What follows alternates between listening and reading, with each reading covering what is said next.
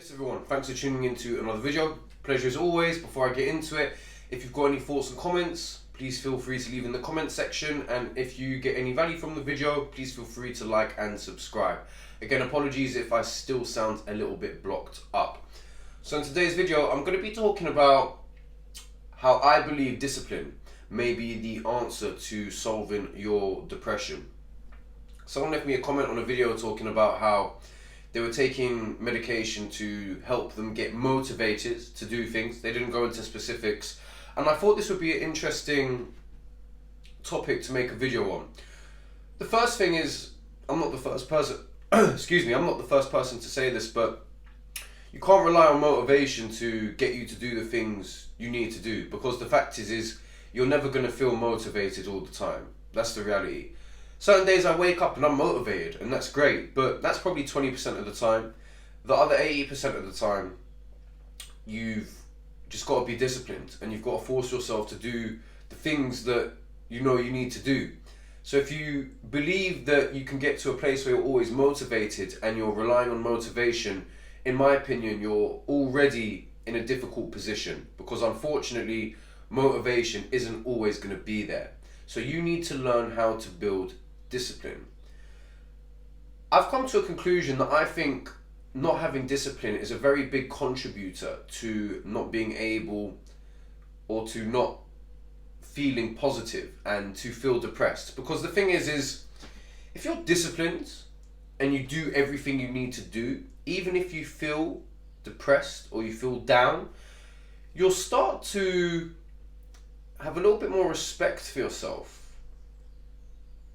And when you start to do that, and you start doing the things you know you need to do, no matter how you feel, you start to realize that you're in control of your mind, and that starts to give you empowerment to get yourself out of a negative hole, and realize that you're the person that can make the changes in your own life. Not medication, not someone else, not motivation speeches on YouTube, even though you should keep watching my ones. Not that this is a motivational speech, so to speak, I should say. So one needs to focus on building discipline. And the more disciplined you become, the more things you get done, and the more that you realize you're not a loser. Because, in my opinion, I believe now a lot of depression stems from knowing you're not doing the things you need to do, and you're not putting the work in and living by standards of excellence. And I'm not saying it's going to happen overnight. If you think that maybe you can just put a lot of work into life and in the space of a week it's going to change your mindset, well then no, that's not what I'm saying. It's probably going to take about 2 years. But I'll tell you now that I've realized after being diagnosed with bipolar almost 2 years ago, I don't believe in that shit no more. It's all up here. And you have the power to change that. So you need to build discipline. That means you need to get out of bed when you say you're going to get out of bed. You need to push your comfort zones every day. Today it's a Sunday morning. I'm about to go teach some yoga classes. I got out of bed at 8. Well, no, a bit later than that actually. I snoozed my alarm longer than I should have. But okay, it's a Sunday. But still, nonetheless, that's not an excuse from my perspective. I got straight into the cold shower. I'm going to go and do some affirmations in front of my red light therapy light. And to me, that sets it off on a good day. And that gives me the power to move forwards. But I didn't get to being able to do that overnight. And now I can do that without even thinking. And it gives you the empowerment, like I said before. And how do you start to build discipline? If you feel like you have no discipline and you're like, oh well, I can't take a cold shower, I can't get out of bed, I can't go to the gym. Well, you better start doing something small. And no matter what you write down that you're gonna do the previous day, you make sure you do it. I don't care if you break both your legs and both your arms. You better do it. No matter what. My advice would be something along the lines of, go for a 30-minute walk without having any devices. Very simple. No one's got any excuse to not be able to do that. I don't care what you tell me, okay? Maybe if you do break both your arms, both your legs, that's going to be a little bit difficult.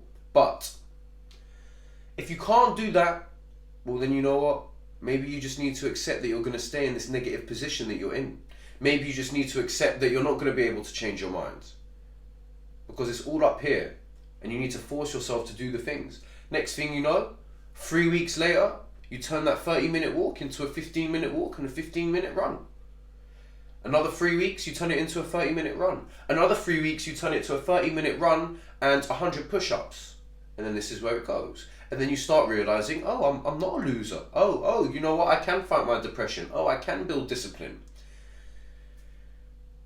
And to me, having discipline isn't the answer, but it's a very key component into dealing with depression.